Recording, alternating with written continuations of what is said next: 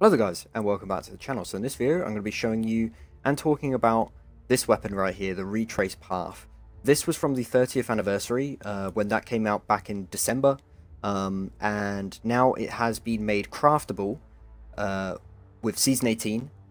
The great thing about this weapon is that it can now get Incandescent. It couldn't get this before, obviously, because the perk didn't exist, but now it can get this, and this perk alone, the enhanced version of Incandescent alone, has made this gun one of the greatest weapons in the game right now, and no one even realizes it yet.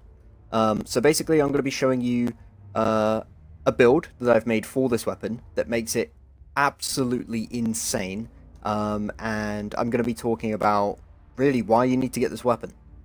So, Incandescent. Basically what it does is when you get a regular kill, just any sort of kill, it doesn't have to be a precision kill or anything, it just has to be a kill with the gun, you will spread Scorch, and what Scorch does is it's basically just burn. It'll just apply fire to the enemy that got hit by it, and eventually they will burn out, or they will stay scorched long enough to ignite.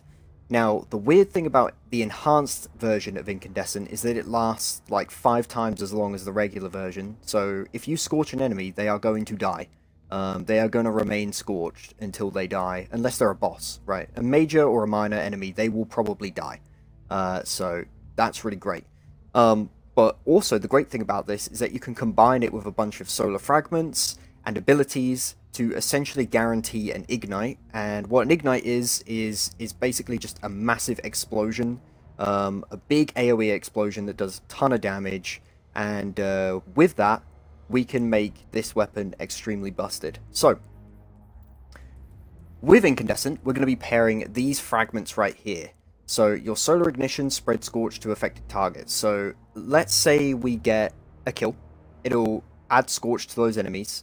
Now, if we do something else that applies Scorch, so either another kill with the gun or an ability that applies Scorch, they will then have enough stacks to ignite, and after they ignite, they will spread more Scorch onto other enemies that somehow didn't die to the ignite. And eventually those will ignite too. So you've already got an easy way to infinitely chain ignitions with the gun, just from getting kills alone with the gun, which is amazing, because that's essentially Dragonfly or Firefly on crack already, which is great. Then we have Ember of Ashes, which is going to apply more Scorch stacks to targets. Now this is absolutely mandatory for the build. This essentially guarantees that 2 kills with the Retraced Path will ignite no matter what. Just 2 kills, they ignite.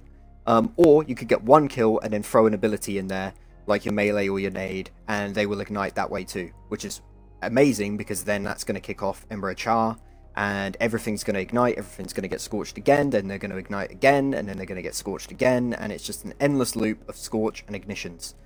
Then we have defeating Scorch targets grants melee energy.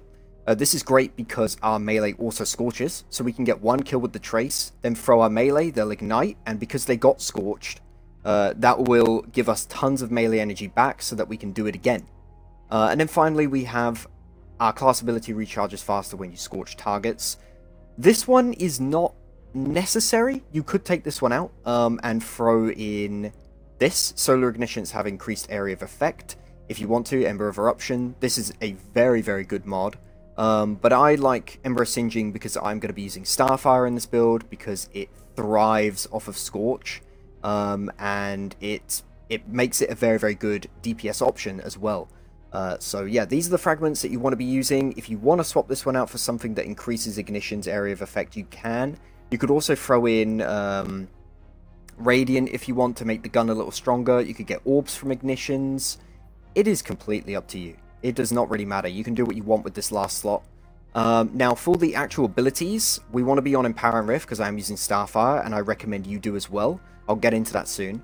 And then I've got Celestial Fire because it applies a lot of Scorch stacks with this fragment right here. But it also has a ton of range. A lot of people like Incinerator Snap. It's great. Incinerator Snap is not bad at all. But it has no range, and I'd rather have a bit more range in there so that I don't have to, be right up close with enemies with a trace rifle.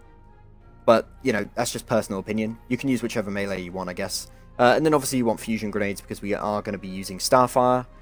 You want Icarus Dash for a little bit of cure, and also just to have some dodge, and then you also want Touch of Flame because you want super fusion grenades. Okay, so Starfire. This is arguably the greatest exotic for solar warlocks in the game. It is absolutely phenomenal for DPS, and for ad clear, and for just any sort of content in the game, really. You can't go wrong with this. So basically what this does is it'll give you a second fusion grenade, and it will recharge those fusion grenades on empowered weapon damage. Now, this only counts for Well and the Empowering Rift, which are both things we're using. And Fusion Grenade kills will give you Rift energy back. It will just give you a Rift straight up, 100% energy, so you can put down another Empowering Rift and go crazy with the nades again. The reason why we're using this is because obviously we have the Retraced path for intense ad clear with all of the Scorch, but also because Fusion Grenades are incredibly powerful for DPS, and they scorch targets a lot. So, of course, one fusion grenade in a melee or two fusion grenades is enough to ignite with this. And of course, those ignitions are going to spread Scorch, they're going to give us our melee, and they're going to recharge our class ability. So you can pair Anarchy or Witherhoard with this, and just dump on a boss, and you're going to ignite the boss over and over and over. The fusion grenades are going to ignite twice, or they're going to explode twice, doing tons of damage. The Anarchy and the Witherhoard's going to do tons of damage. You're basically going to be just like rivaling linears with this.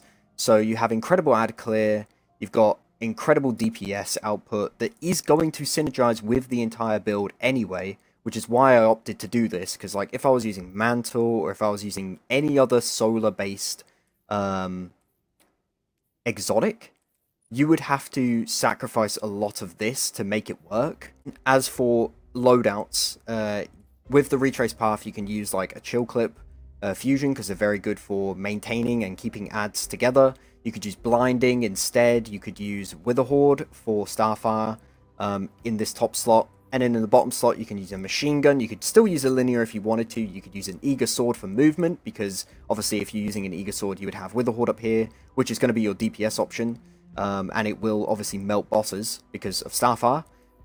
Or you could use Anarchy instead and open up this slot. So Witherhoard opens up this slot, Anarchy opens up this slot, and you can have whatever you want in here. It is completely up to you.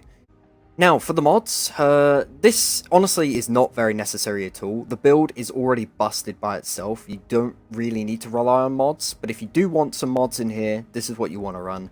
Explosive Well Maker is going to make solar wells. The reason why we've opted to use this over something like Elemental Ordnance is because there are so many things in the build that will explode. Chill Clip counts as explosion, Anarchy counts as explosive damage. You could use like Firefly or something down here on a machine gun, that'll count. Grenade launcher, you know, blinding nades, that'll count. All of your ignitions will count, your grenades, your melee will count, your super will count if you kill them with the blast. And of course, incandescent explosions will count as well. So there are so many things that can make solar wells with Explosive Well Maker. It's just really the best option there. So that's why I recommend using that. Then I have Elemental Armaments, because obviously the Trace Rifle just getting regular kills is going to make solar wells as well, which is really good. So we're making solar wells from the explosions and stuff itself, but also from the actual gun.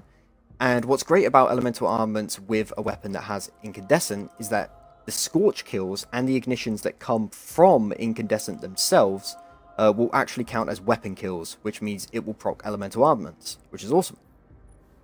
Then I have Font of Might, which is going to give a 25% damage buff to the Retrace path to make it just that much stronger.